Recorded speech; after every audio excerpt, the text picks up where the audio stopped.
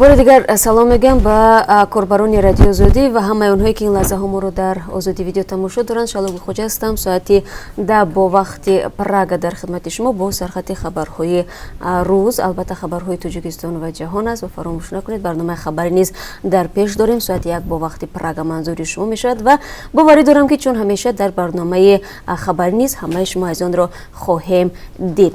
اما تا اون وقت شاهزاد رجب زاده را از وظیفه آزاد نمودند. بعد انتقاد شدید عملی رحمان در جلسه روز 10 می از این کارمند بلندپایه خدمات گمرک در این نهاد گفتند که خود همان روز رجب زاده از کار آزاد شده است. طوری از سخنرانی عملی رحمان معلوم شد همگی در مهلت کمتر از 2 سال فعالیت این کارمند گمرک صاحب چند خانه و در و ماشین های گران ارزی شده و رتبه بلند هم گرفته است. سخنرانی رئیس جمهور در حضور کارمندان نهادهای مالی و تفتیشاتی در روز 10 می بحث زیادی را درباره فساد و رشوه‌خواری در شبکه‌های اجتماعی برانگیخته است. خب در برنامه خبری امروز به این موضوع توجه خواهیم کرد و باوری دارم که این موضوع برای شما نیز جالب است چون طول 2 روز اخیر زیاد در این باره از ما شما بینندگان عزیز پرسیده بودید. نرخ خون قیمت شده است. در حالی که در تاجیکستان 10,000 بیماران به خون دونوری نیاز دارند، نرخ خون چند فیصد بلند رفت. تا سال 2009 خوندهی در تاجیکستان پولکی بود و دونورها برای عوض خون مبلغ می‌گرفتند، ولی از سال 2009 در کشور برنامه دولتی خونی بی‌پاداش قبول گردید که ساکنان را به رایگان دادن خون تشویق می‌کند.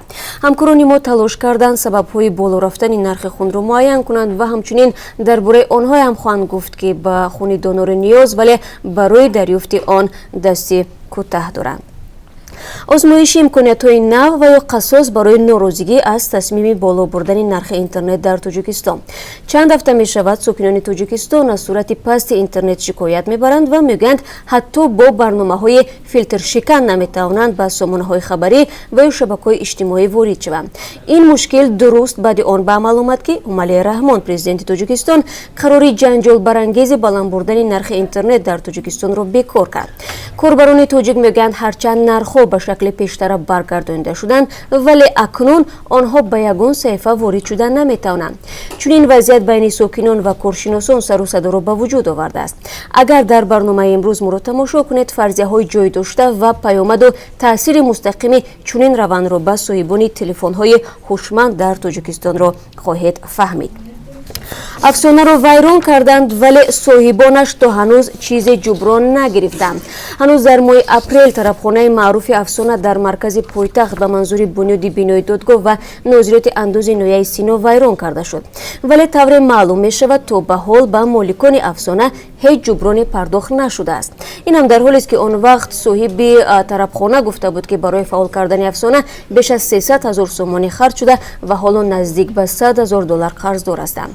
همکاران ما این موضوع را پیگیری دارند و فکر میکنم تا شروع برنامه خبری ما در این باره معلوماتی بیشتر خواهیم داشت و یک گزارش را هم در این زمینه برای شما میتوانیم پیشنهاد کنیم. رئیس دفتر حزب دموکرات در ولایت سوخت به حبس کوتاه مدت گرفته شده است. دادگاه عبدالجبار یلداشف را به سر زدن سوختار در منزل همسایش عیبدار دانسته جزای 1.5 سال حبس شرطی و پرداخت حدود 30,000 سومانی زیان به همسایه تعیین کرده بود. ولی یلداشف از اول تا کنون مجازات خود را فرمایشی و دارای انگیزه‌های سیاسی نامیده بود. او ادعا کرده بود که سوختار از خانه او به همسایه نگذشته بلکه علنگای سوختار از منزل همسایه به خانه او زبانه زد و برعکس او ضرر دیده است. عبدالجبار یلداشف قبلا در صحبت با رادیو آزادی تخمین زده بود که چند انتقاد او همچون عضو شورای جمعیتی اصلاحات ساختار ملی به مقامات نویه بابا جان غفورов از فعالیت سیخ‌های مبلسازی به این وضعیت او سبب شده است.